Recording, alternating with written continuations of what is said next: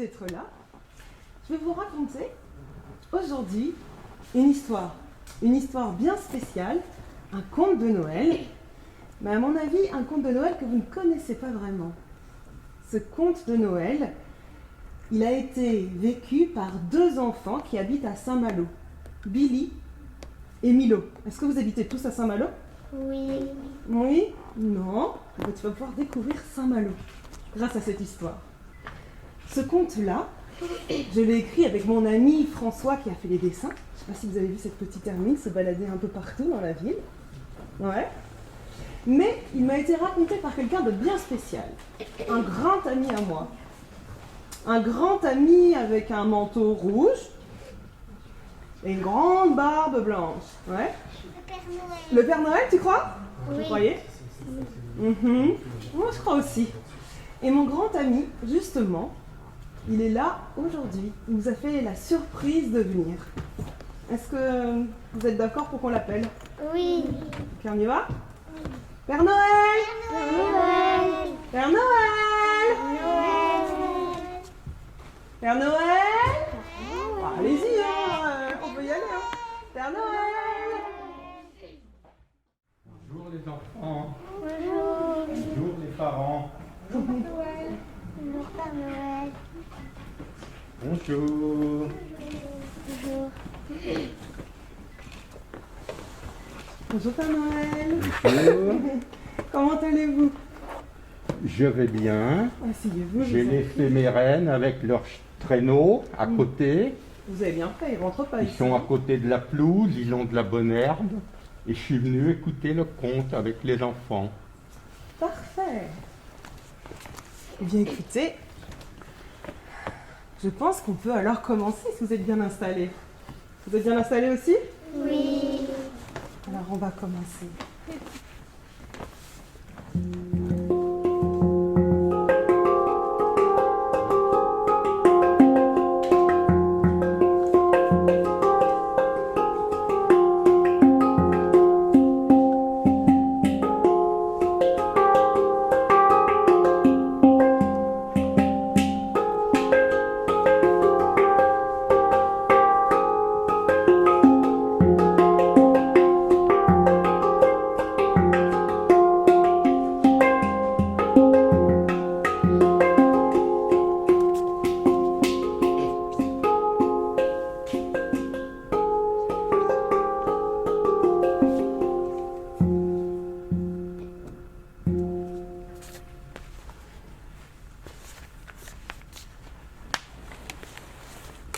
Chapitre 1.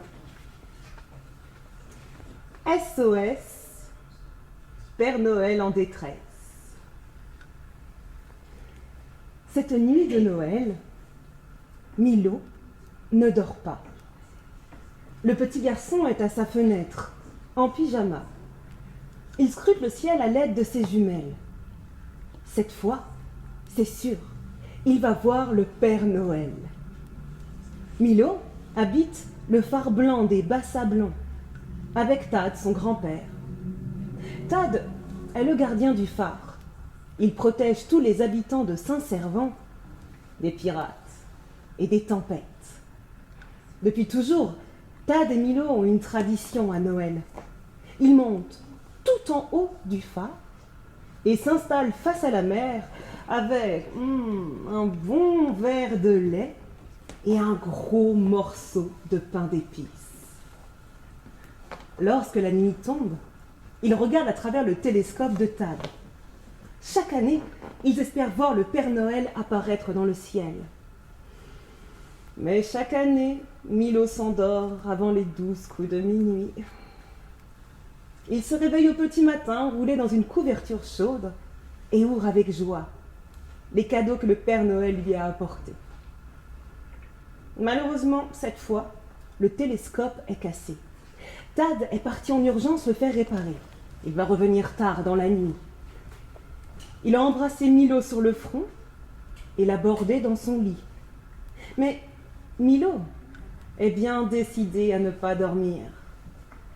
Vous savez, ce soir-là, le ciel est tout noir. Le vent souffle fort et des éclairs zèbrent le ciel.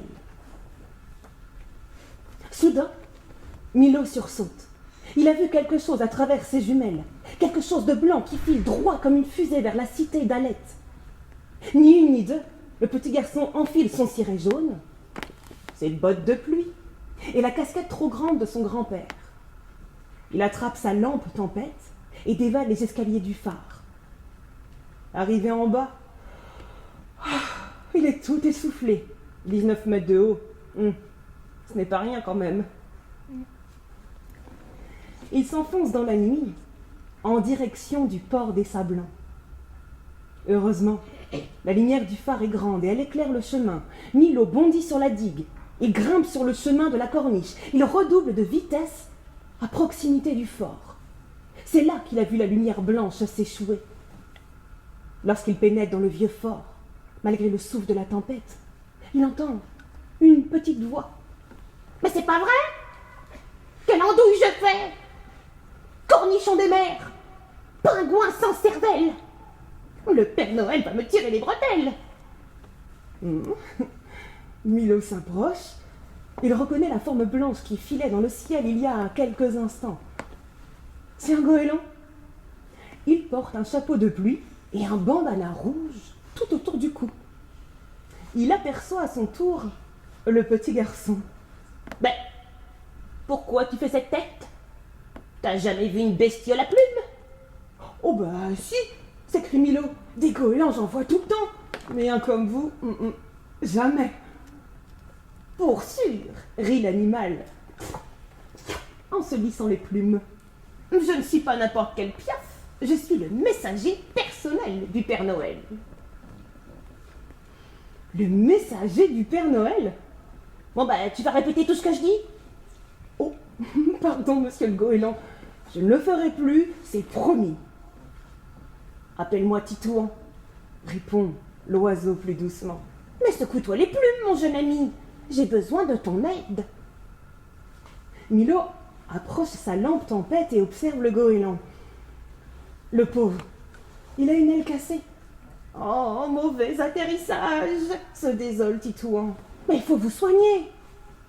Pas le temps, sapristi. Le Père Noël a besoin de moi. Il est coincé au beau milieu de l'océan. À cette révélation, Milo sent son cœur battre la chamade. Cette fois, ce n'est pas un rêve. Il va rencontrer le Père Noël. Le vent est si fort au large de Saint-Malo que son traîneau s'est brisé. Les rennes ont eu la trouille. Ils se sont carapatés au pôle Nord. Et le Père Noël dérive maintenant en pleine mer. Quoi? S'écrie Milo.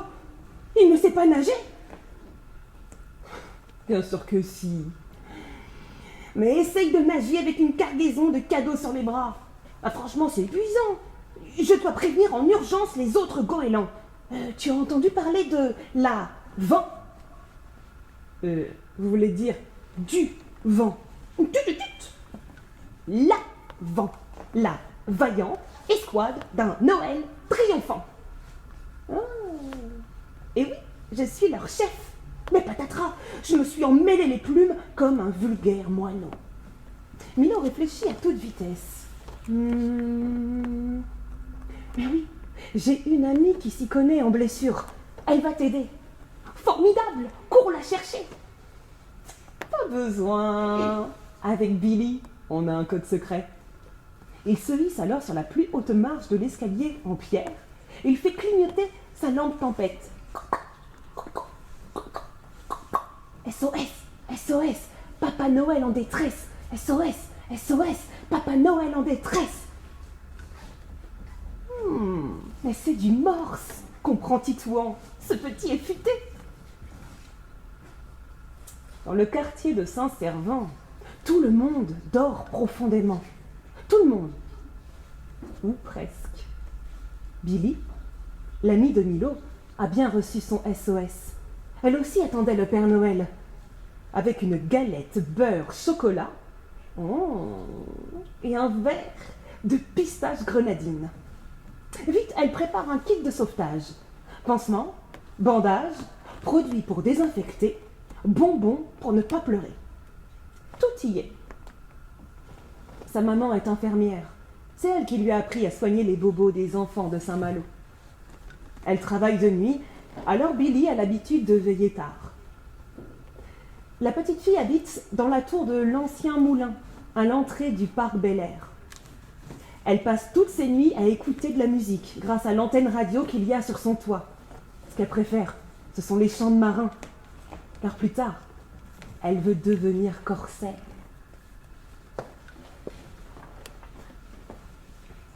Elle ouvre la fenêtre de sa chambre et elle se laisse glisser sur le tapis de lierre qui recouvre la vieille tour. Bonnet sur les tresses, sabre à la main, la voilà prête à affronter la tempête. Mais tout d'abord, elle fait un rapide détour par la roseraie Sainte-Anne. C'est là-bas qu'elle récolte les plantes pour ses pommades à cicatriser. Le tonnerre gronde dans le ciel. Billy met alors le bouton de rose dans son kit de sauvetage, puis elle traverse en trombe le parc Bel Air. « Ouf, t'as eu mon message !» s'écrie Milo à son arrivée. « Bah bien sûr ! Bon, qui est blessé ?» Milo désigne Titouan.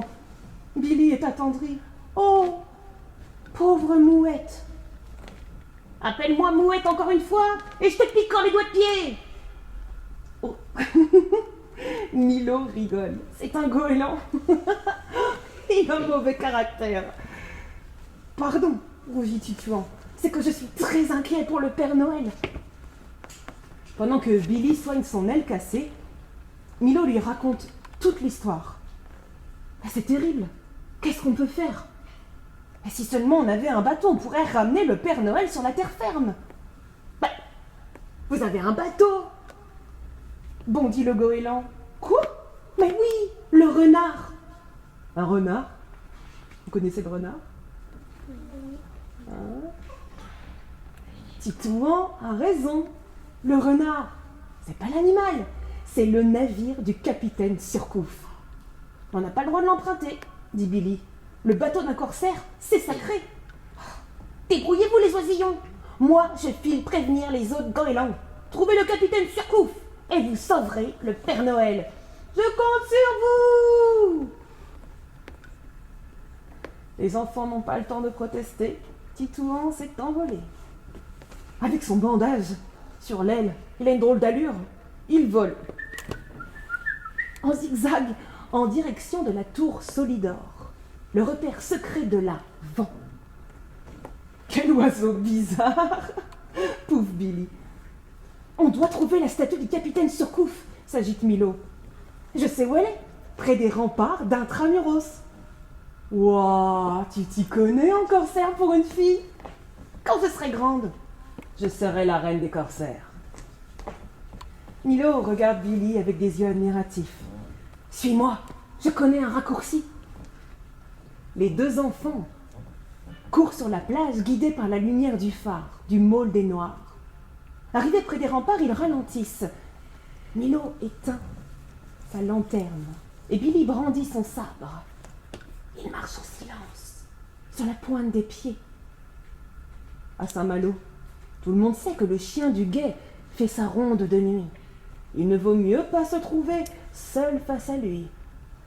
On dit que ses dents sont aussi aiguisées que celles d'un requin, murmure Billy. Et ses griffes plus tranchantes qu'une épée, rajoute Milo. On dit qu'il bave terriblement. Il bave ? Oh, c'est trop dégoûtant. Ils se taisent brusquement, car une silhouette menaçante apparaît sur les remparts. Milo chausse ses jumelles. C'est le chien du guet. Il est immense. Le poil marron, avec une étoile de shérif autour du cou et un chapeau bien trop grand pour lui. Il a de grosses bajoues pendantes, de grandes oreilles tombantes et des yeux qui brillent dans la nuit. Il grommelle quelque chose entre ses babines. « Qu'est-ce que tu vois ?» demande Billy. « Le chien du guet. »« Oh, bah, je crois qu'il chante. »« Il chante ?» Billy se saisit à son tour des jumelles. Milo a raison, le gros chien chante.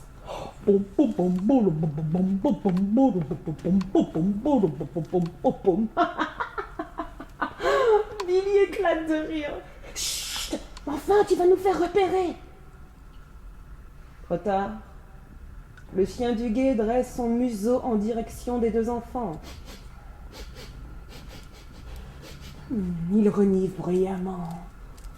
Plus un pas, ou je donne l'alerte, aboie-t-il. Non, ne donnez pas l'alerte, s'il vous plaît. Qui êtes-vous? Des pirates? Ah non, on n'est pas des pirates. On est des corsaires. On est envoyés par le Père Noël. Le Père Noël? Le chien s'approche des deux enfants, encore tout tremblant. Il renifle en direction de Billy, lui colle sa truffe humide sur son bonnet rapiécé et bave sur son kit de sauvetage. Mais qu'est-ce que tu as là-dedans? Oh, ça sent drôlement bon. Oh, fait Billy, ce sont les bonbons des blessés, pour les empêcher de pleurer quand je les soigne.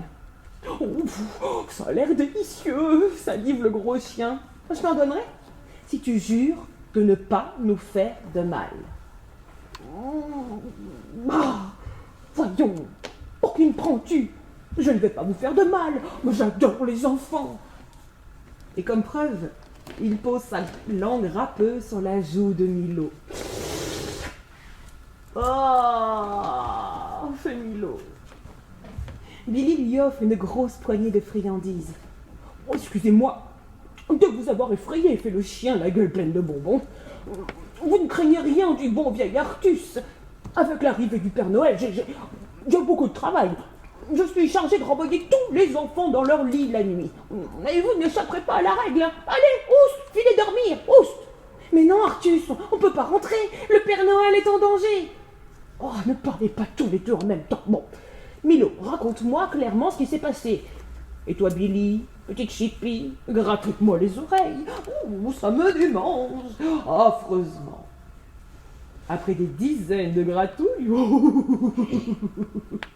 de chatouilles, Artus prend enfin la parole. C'est une situation d'urgence. Je vais vous escorter en personne près de la statue du capitaine Surcouf. Montez sur mon dos et accrochez-vous bien. Et voilà les deux bambins juchés sur le dos du chien du guet. Ils s'arrêtent devant la statue. Le capitaine Surcouf regarde la mer, le bras levé, prêt à lancer l'abordage. Mais c'est une statue. Il est figé. Il n'a pas l'air de vouloir se réveiller. Qu'est-ce qu'on fait maintenant? On souffle, aboie Artus. Et il se met à souffler en direction de la statue. Soufflez pour voir. Ouais.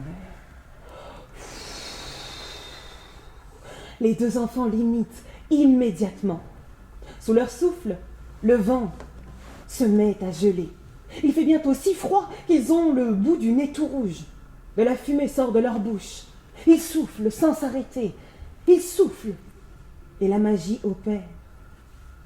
Un flocon de neige apparaît dans le ciel. Puis un autre. Encore un autre. Bientôt, des dizaines de flocons de neige tournoient dans le ciel et glissent vers la statue. À la fin, elle est entièrement recouverte de glace. Stop, stop, cela suffit, ordonne le chien du guet. Les enfants arrêtent de souffler et se serrent l'un contre l'autre pour se réchauffer. Soudain, ils écarquillent les yeux, car la glace craquelle. Elle se fissure de haut en bas sur la statue. Et derrière la glace apparaît le corsaire, en chair et en os. Billy serre son sabre contre elle et elle murmure « Capitaine !» Fin du premier chapitre.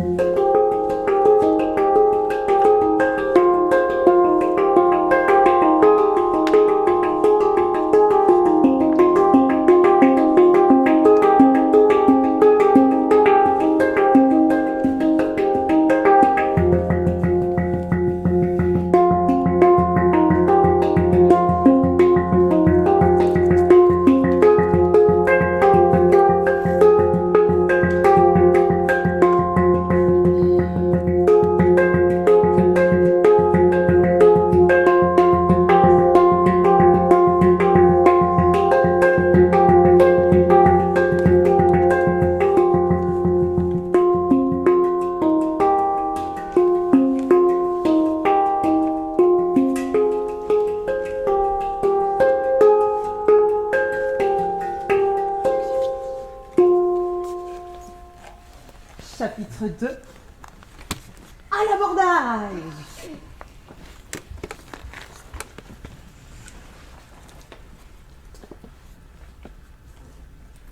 Milo et Billy s'écartent. Devant eux, la statue de Surcouf s'éveille. Le capitaine émerge d'un profond sommeil. Billy n'en croit pas ses yeux. Le roi des corsaires est en vie. Elle lève son sabre pour le saluer. Mais le capitaine saute de son socle et dégaine à son tour. Plus un geste, marin d'eau douce, ou je vous réduis en charpie. À cette menace, le chien du guet s'élance devant la petite fille pour la protéger. Son étoile de shérif scintille dans l'obscurité. Du calme, capitaine, ces deux mousses sont avec moi. Surcouf arrête son geste et dévisage les inconnus. Enfin, un large sourire apparaît sur son visage. Eh bien, matelot, vous l'avez échappé belle. Je vous ai pris pour une bande d'écrevisses. Des écrevisses? Répète Billy. Les Anglais, mes pires ennemis. Je les aime. Frits à point. Milo et Billy laissent échapper un rire. Artus, le gros chien, se détend. La petite fille agrippe la main froide de la statue. Capitaine, capitaine, on a besoin de votre bateau. Le Père Noël a fait naufrage. Sauver le Père Noël? Voilà une drôle de mission. Milo ajoute gravement. Sans vous, les enfants de Saint-Malo seront privés de cadeaux. Bon, si les enfants comptent sur moi, c'est une mission digne d'un roi. Mais avant de dénicher mon navire, j'ai besoin de quelques affaires. Le capitaine Surcouf sort de sa poche un foulard rouge et le pose sous la truffe d'Artus. Cherche, mon chien, cherche. Ce foulard, c'était mon porte-bonheur dans la bataille. Il nous guidera. Artus renifle le foulard. Il prend la tête de l'équipage. Commence alors une course folle dans Saint-Malo, sous la lumière de la lampe tempête. Artus tripe sur le sol, les mêmes portes de Dinan. Sur une grande bâtisse, on peut lire « En ce lieu demeura Robert Surcouf ». Le capitaine s'arrête sous la 5e fenêtre. De la maison, il pose sa main sur le mur. Il frappe sur les pierres à petits coups réguliers.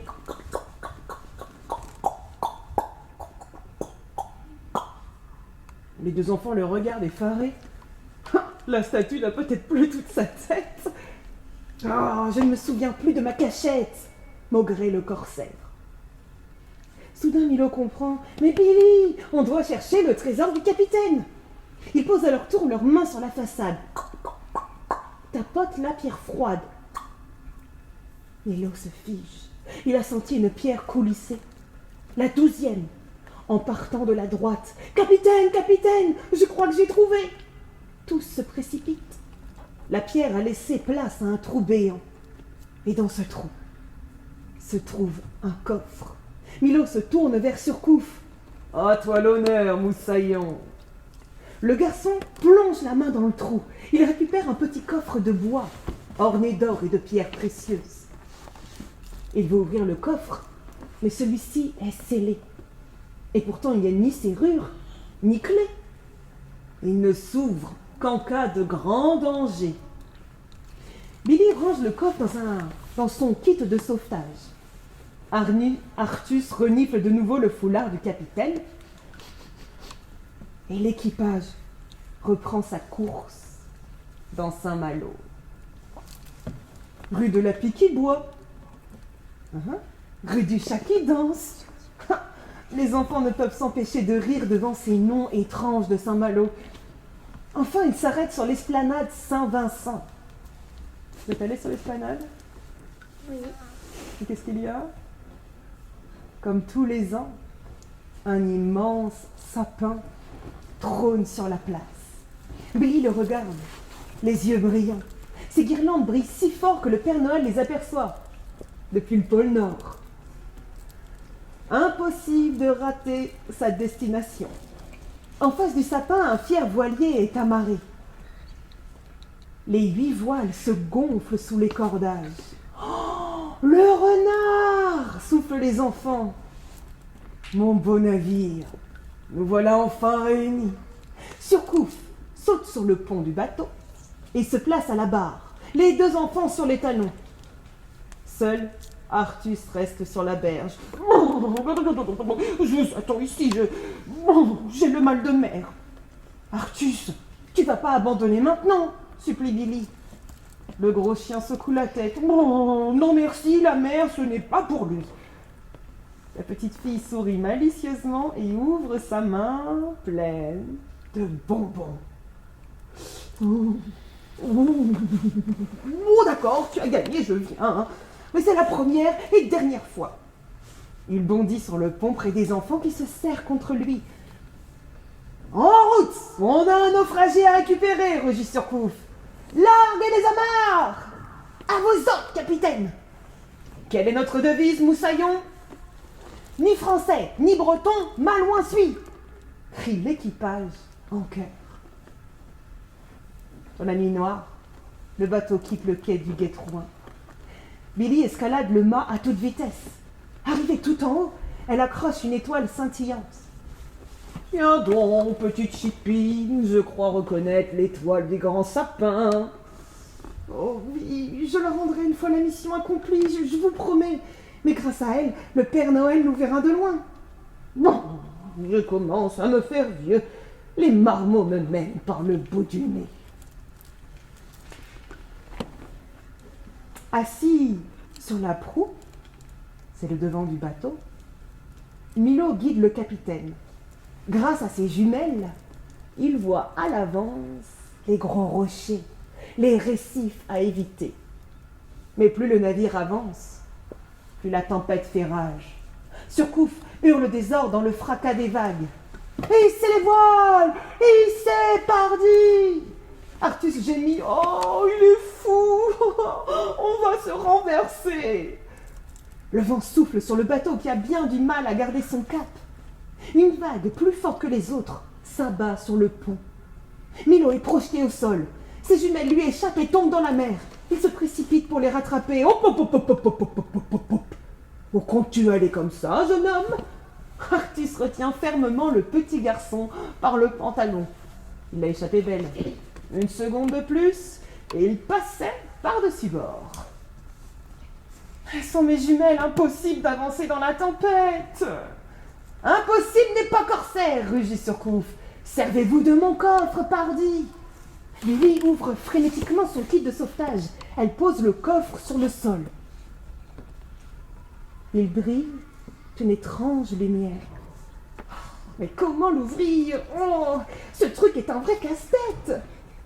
Milo retourne la boîte dans tous les sens, sans y rien comprendre. Accrochez-vous, moussaillon! Ça va secouer! Les enfants se cramponnent au mât sous la puissance de la rafale. Oh! Soudain, Milo s'écrie « Regardez !» Sur le pont, le coffre en bois s'ouvre comme par enchantement. Le garçon se précipite. « Mais oui, le coffre ne s'ouvre qu'en cas de grand danger, » dit Billy. Milo découvre à l'intérieur de la boîte une longue vue. Elle est toute en or. Milo colle son œil contre la longue vue. Bah, je vois rien. Mais comment ça marche? Concentre-toi sur la mission, dit le capitaine Surcouf. Milo alors pense au Père Noël, tout seul dans la tempête, qui ne sait peut-être pas très bien nager. Il dirige la longue vue vers l'horizon et son cœur bondit dans sa poitrine, car au milieu des vagues, il perçoit un chemin lumineux. On dirait des milliers d'étoiles, des étoiles qui mènent droit au Père Noël. À bâbord toutes, capitaine! Le voilier change immédiatement de direction pour suivre la route lumineuse. En hauteur sur le mât, Billy prévient l'équipage. « Le voilà, le voilà! Je le vois !» Elle ne peut s'empêcher de rire. Au milieu de la mer flotte une énorme bouée à paillettes. Une bouée avec une tête de licorne, rose fuchsia. Et au centre de cette bouée licorne, barbote un gros bonhomme avec un manteau rouge et une barbe blanche. Le Père Noël. Père Noël. Il souffle de grosses bulles de savon. Et dans chaque bulle de savon, il y a une hermine. Une petite hermine avec un bonnet sur la tête. Ce sont les lutines de Noël. Ce sont elles. Elles gardent bien au sec, dans les bulles, les cadeaux des enfants de Saint-Malo. Le Père Noël leur fait signe. « Oh, oh, oh! Je vois que vous avez rencontré Titouan! Je commençais à croire que ce sacré goéland m'avait oublié. Comment ça va, les enfants ?» Billy ne prend pas le temps de répondre. Elle saute sur l'énorme bouée à paillettes. Yaha! Le Père Noël rit de bon cœur. Oh, oh, oh, oh, doucement, Billy Chippy. Ne va pas crever ma bouée. J'ai ouvert le cadeau de la petite Léa, et ça, c'est strictement interdit par mon règlement. Mais, Père Noël, où est votre traîneau ?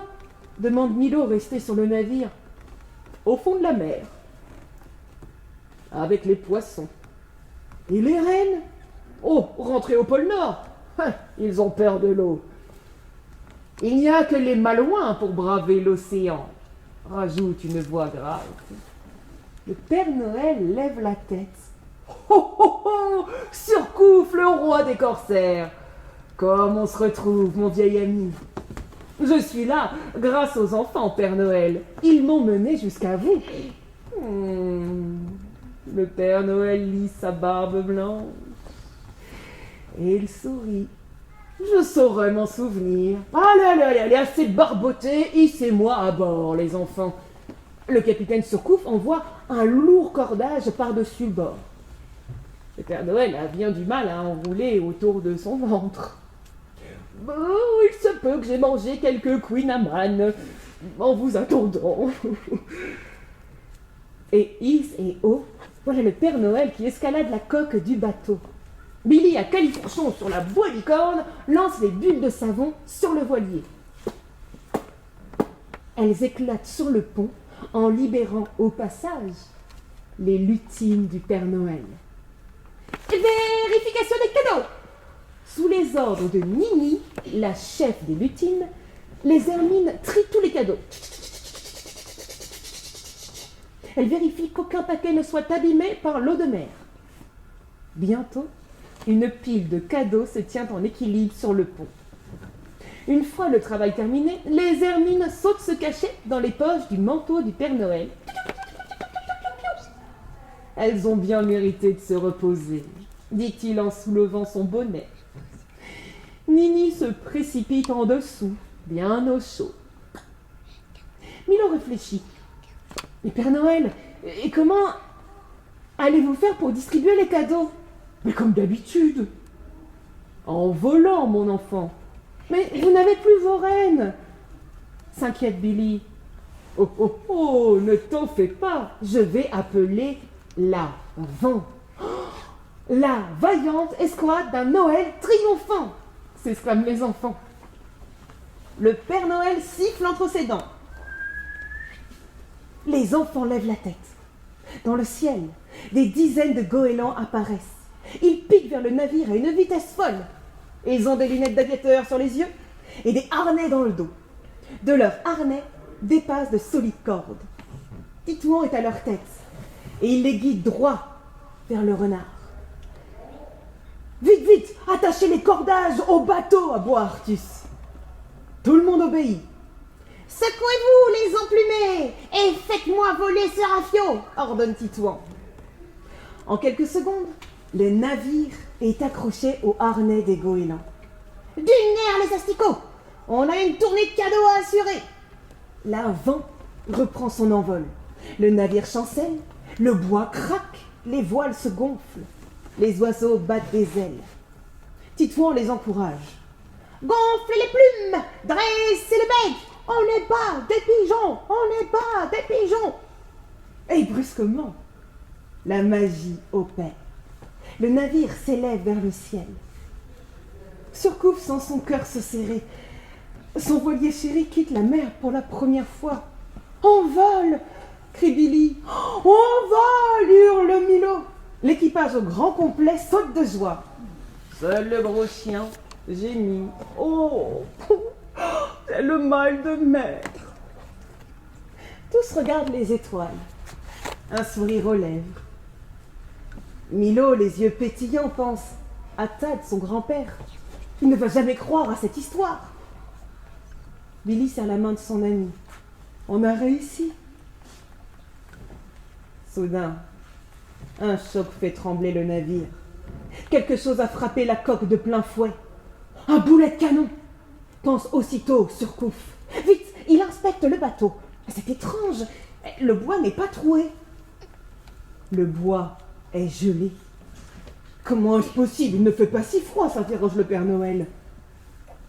Une voix caverneuse le fait sursauter. Alors mon gros, tu croyais t'enfuir avec tous les cadeaux? Le Père Noël se retourne. Il devient aussi blanc que sa barbe. Face à lui se tient son plus grand ennemi, le terrible Père Fouettard. Deux boucs terrifiants tirent son traîneau, orné d'un drapeau pirate. Les enfants étouffent un cri et se cachent derrière le gros chien. Le Père Fouettard ricane. Sur son traîneau noir, il a un canon à givre. Et il vient de s'en servir contre le bateau. Le Père Noël blêmit. Non, non, je t'en supplie. Non, pas les cadeaux. Trop tard. Le Père Fouettard allume la mèche du canon à givre. Il sourit de toutes ses dents et murmure « Beau !» Fin du deuxième chapitre.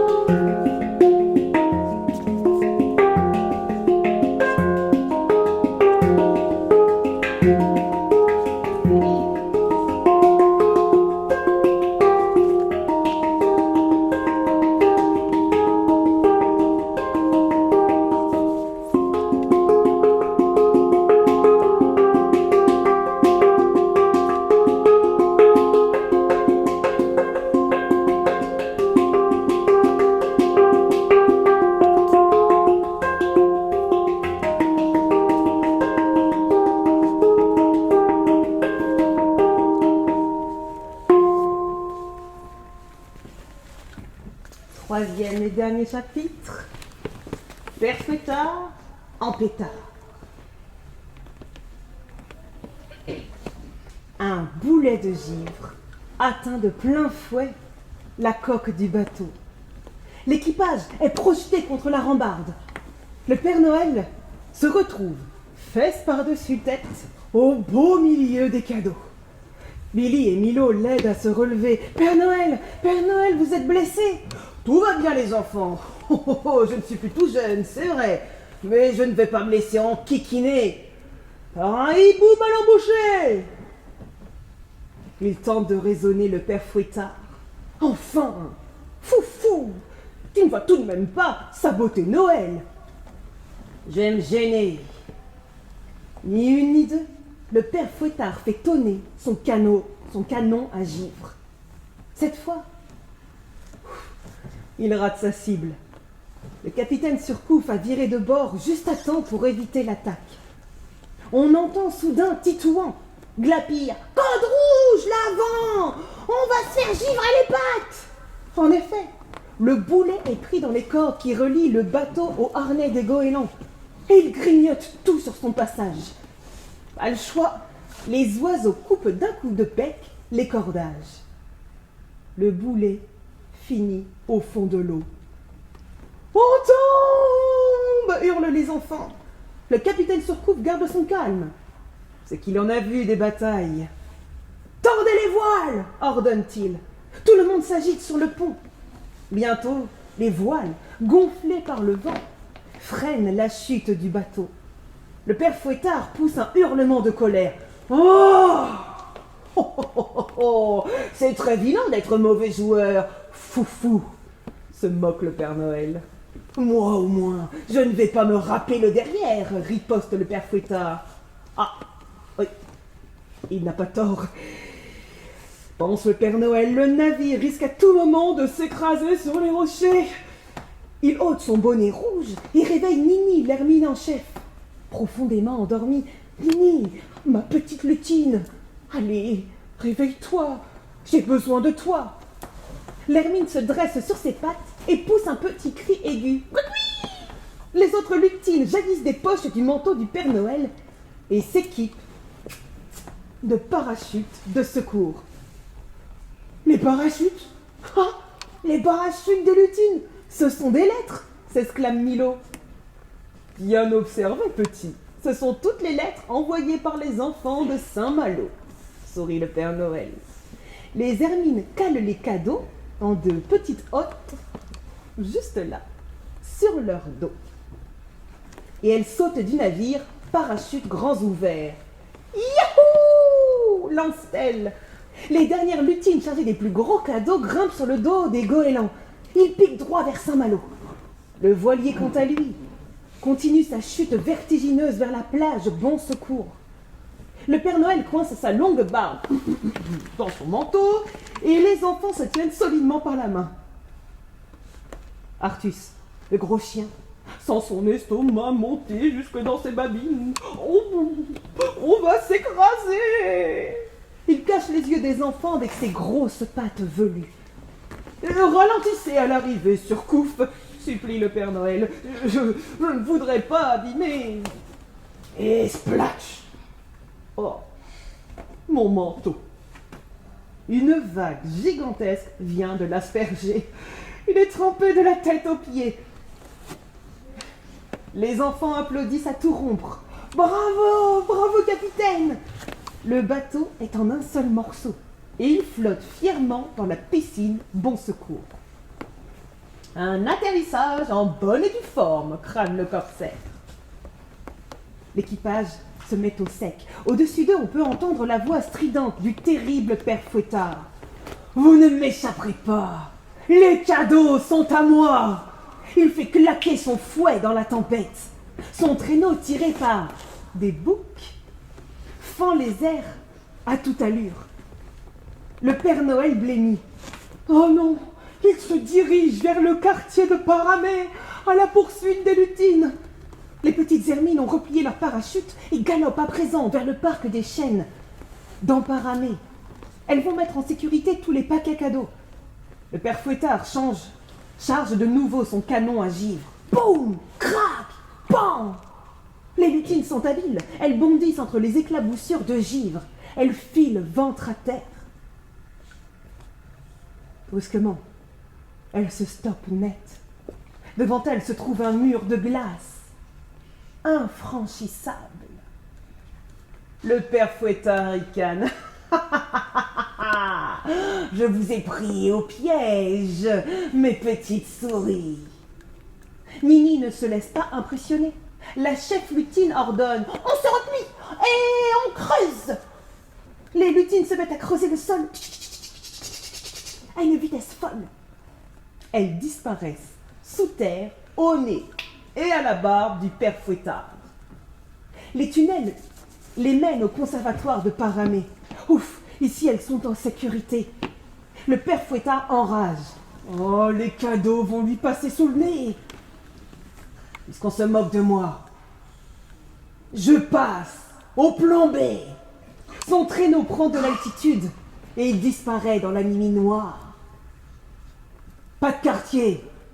Je vais geler la ville entière. L'écho de sa voix démoniaque parvient jusqu'à l'équipage du capitaine Surcouf sur la plage Bon Secours. Oh, il commence à m'énerver celui-là. Je vais l'écrabouiller, je vais le ratatiner, je vais en faire de la purée. Billy est rouge de colère. Elle brandit son sabre vers le ciel. Surcouf baisse le sabre de la petite fille. On va s'en occuper. Ne t'inquiète pas. Mais avant, on doit s'organiser. Père Noël, quels sont vos ordres? Le Père Noël passe sa main dans sa barbe blanche. Il se tourne vers Milo. Mon garçon, tu es gardien du phare, non? Milo hoche la tête, oui. Alors allume le phare le plus proche. On a besoin de lumière pour prendre au piège notre ennemi. Mais quant à toi, Billy Chippy, reste près de moi. J'ai besoin d'une guerrière pour me protéger. Je suis le Père Noël. Je suis incapable de punir qui que ce soit. Même les enfants terribles. Milo serre Billy dans ses bras. On doit se séparer. Promets-moi de ne pas être blessé au combat. Ne t'inquiète pas, le roi des corsaires veille sur moi, sourit Billy. Surcouf lui adresse un clin d'œil complice. Artus aboie. Vite, mon petit! Milo, le cœur serré, monte sur son dos. Où va-t-on? En direction du phare de la Haise. Le chien file dans la nuit noire. Le phare est fermé à clé. Mais Milo possède un passe-partout que son grand-père lui a offert pour ses 8 ans. Il monte 4 à 4 les marches du phare, le chien sur ses talons, et arrivé tout en haut, il enclenche le mécanisme. La lumière du phare balaye le ciel. Soudain, la silhouette terrifiante du père Fouettard se détache dans le halo de lumière. Là-bas, crie Billy! Là-bas, il se dirige vers la mairie annexe. Je vous y emmène, propose le capitaine Surcouf. Le Père Noël siffle dans sa barbe. Titouan, guide l'avant jusqu'à la mairie annexe. Faites diversion. À vos ordres, Père Noël. Titouan s'adresse aux goélands. Ils sont encore fatigués de la traversée. Remuez-vous, crevette à lunettes. Vous avez entendu le chef. On va picorer du bouc. Les oiseaux suivent la lumière du phare. Ils se positionnent au-dessus du père Fouettard. Celui-ci fixe avec inquiétude l'escouade de goélands. Il le survole. Oh, drôle d'oiseau. Aile repliée, ventre rentré, queue hérissée, les goélands se tiennent prêts. À 3, 1, 2, 3, mitraillez! Les goélands ne se font pas prier. Ils pétardent sur la tête du père Fouettard. Du guano plein les yeux. Les boucs sont aveuglés. Oh, le père Fouettard perd le contrôle de son traîneau. Les boucs atterrissent en urgence sur le sol de la mairie annexe. Mission réussie. Trompette Titouan. Retour au quartier général. Les goélands, sourire au bec, se replient à la tour Solidor. Lorsque Surcouf, Billy et le Père Noël arrivent sur la place de la mairie annexe, le père Fouettard peste encore contre les oiseaux. Billy pouffe de rire. Est-ce que les oiseaux ont fait... Ah oui, ils ont fait... Oh, ne le dites pas, c'est trop horrible, grimace le capitaine Surcouf. Vous savez, les goélands passent leur temps à salir les statues. Une voix les interrompt. Haut les mains. Le père Fouettard porte un énorme boulet de givre. Le capitaine Surcouf et le Père Noël lèvent les mains sans discuter. Billy, elle, n'en fait rien. La moutarde lui monte au nez. Elle bondit comme un diable sur le père Fouettard. Il prend peur et il jette le boulet dans sa direction. Non, hurle Surcouf. Il saute devant la petite fille pour la protéger. Il reçoit le boulet de givre de plein fouet. Son corps est instantanément recouvert par la glace. L'indomptable capitaine Surcouf est gelé de la tête aux pieds. Pendant un instant, plus personne n'ose bouger. Billy a des larmes plein les yeux. Le corsaire, le roi des corsaires, s'est sacrifié pour la sauver. Elle se serre contre lui, mais le capitaine ne réagit pas. Son visage s'est figé sur son dernier cri. Oh, oups, se moque le père Fouettard. Billy pousse un hurlement et fonce droit sur lui. Vous êtes un affreux bonhomme, stupide et méchant. Le père Fouettard recule sous la force de son attaque. La petite fille est rapide et agile. Elle se bat comme une tigresse des mers. Le père Fouettard fait des bonds de côté pour éviter de se faire embrocher. Arrête, arrête, arrête! Tu vas me trouer comme une passoire. Billy n'écoute pas. Elle danse tout autour de lui et son sabre brille dans la nuit noire. Zip, zap, chling! Elle découpe par 3 fois la barbe du père Fouettard. Oh, ma belle barbe noire! Billy est prête à lui trouer son long manteau, mais il s'écrie « Arrête, arrête, c'est bon, d'accord, tu as gagné, je me rends !» La petite fille ne veut pas baisser son arme. « Bien joué, Moussaillon, tu es prête à prendre ma relève. » Et cette voix, Billy se retourne, le cœur battant. Le capitaine Surcouf se tient devant elle, bien vivant. La petite fille laisse tomber son sabre et se jette dans ses bras. « Capitaine, mais je croyais que vous étiez... » « Tout va bien, ma petite guerrière. La glace ne peut rien contre moi. Je suis tout de même une statue en bronze. Et le Père Noël m'a couvert de son gros manteau rouge. Le gel a fondu. Oh, oh, oh, oh, c'était bien la moindre des choses, mon enfant. » Tous des visages maintenant le père Fouettard. Oh, il n'a plus l'air si méchant. Il regarde sa barbe coupée en morceaux. Il suce son pouce comme un petit garçon.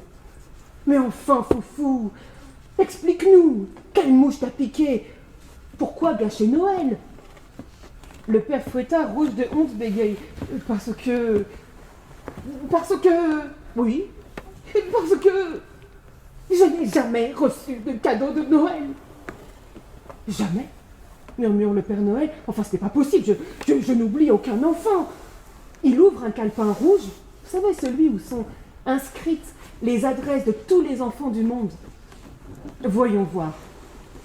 Foufou Junior, 3e sapin à gauche, devant le 3e igloo, derrière le 3e versant de la 3e montagne.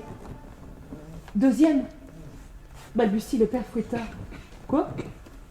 Le Père Noël, surpris, lève la tête. 3e sapin à gauche, devant le 3e igloo, derrière le 3e versant de la 2e montagne, répète le père Fouettard. Oh, ah, je vois, fait le Père Noël en plissant les yeux. Foufou, je suis désolé. Il y a une grosse tache de suie sur ton adresse. C'est ce qui se passe quand les gens ne ramonent pas bien leur cheminée. Le père Fouettard retrouve alors son sourire. Vous voulez dire que mes jouets m'attendent depuis toutes ces années? Oh oui, et crois-moi, il y a un sacré paquet. Youhou! Le père Fouettard saute de joie et serre le Père Noël dans ses bras. Tout le monde éclate de rire. Qu'est-ce qui se passe ici? Interrompt une grosse voix. C'est Artus qui ramène Milo sur son dos. Ces deux-là n'ont pas l'air de bien comprendre la situation. Billy se précipite vers son ami. Cette fois, c'est bien vrai. On a sauvé Noël. Elle l'embrasse sur la joue. Milo devient rouge écrevisse. Père Noël se racle la gorge. Mes enfants, le jour ne va pas tarder à se lever, ma tournée de cadeaux n'a pas commencé. Nous sommes très en retard. Montez sur mon traîneau. Je tiens à réparer mes erreurs, propose le père Fouettard. Vite, vite, la petite troupe s'entasse sur le traîneau. Première étape, récupérer les cadeaux et les lutines au conservatoire. Et une fois réunis, ça en fait du monde sur le traîneau. Deuxième étape, déposer la statue du capitaine Surcouf sur son socle. Les enfants disent un dernier au revoir à leur capitaine. Ils ont bien du mal à se séparer de lui. Surcouf essuie une larme gelée sur sa joue. Il ébouriffe les cheveux de Milo. Tu es un éclaireur hors pair, mon garçon. Et toi, ma courageuse Billy, tu as bien mérité le titre de princesse corsaire. Il lui dépose une bise sur le front. Billy étouffe un sanglot. Le capitaine s'installe confortablement sur son socle, le bras tendu vers l'océan, et dans un dernier souffle, il murmure « N'hésitez pas à venir vous promener sur les remparts. Je ne dors que d'un œil. » Puis, il s'immobilise. Billy remarque alors qu'il n'a plus son foulard rouge. J'espère qu'il n'a pas attrapé froid. Enfin, le traîneau reprend son envol en direction de Saint-Servant. Troisième étape, coucher les enfants. Arthur, s'il te plaît, est-ce que Billy peut dormir chez moi? Allez, dis oui. D'accord, les loustiques. Mais je vais prévenir ta maman, Billy. Elle ne doit pas s'inquiéter. Merci. Les enfants caressent le gros chien. Artus grogne de plaisir sous les gratouilles. Allez, oust, allez, filez, avant que je ne change d'avis. Oust. On ne peut s'empêcher de sourire en les entendant courir dans les escaliers. C'est qu'il s'est attaché à ses petits. Arrivés en haut du phare, les enfants s'accoudent à la fenêtre. Ils font de grands gestes en direction du Père Noël. Père Noël! Celui-ci se retourne vers eux, un sourire aux lèvres. Oh, oh, oh. Merci beaucoup les enfants, vous avez sauvé Noël. Les habitants de Saint-Malo vous doivent une fière chandelle. Je ne l'oublierai pas. Croyez-moi, c'était notre plus belle nuit de Noël. Pour moi aussi, mes petits. Pour moi aussi. Dis, Père Noël, tu reviendras nous voir l'année prochaine? Je compte bien, les enfants, allez. Soyez sages. Et bonne nuit. Il souffle vers eux. Une poudre d'étoiles filantes. À son contact, les paupières des enfants se ferment, d'un coup. Ils s'endorment aussitôt, main dans la main. Et au petit matin, Tad, le grand-père de Milo, est bien surpris de voir les deux petits à la fenêtre. Il les couvre d'une couette bien chaude. Il tire les rideaux de la chambre. Dans le ciel, il croit voir un traîneau tiré par deux boucs. Il secoue la tête. La fatigue lui joue des tours. Il est temps d'aller se coucher. Oh. Au pied du sapin, parmi les cadeaux, il y a une longue vue, tout en or, et un sabre orné d'un petit foulard rouge. Tad sourit. Le Père Noël est passé, comme toutes les années. Et c'est la fin de l'histoire.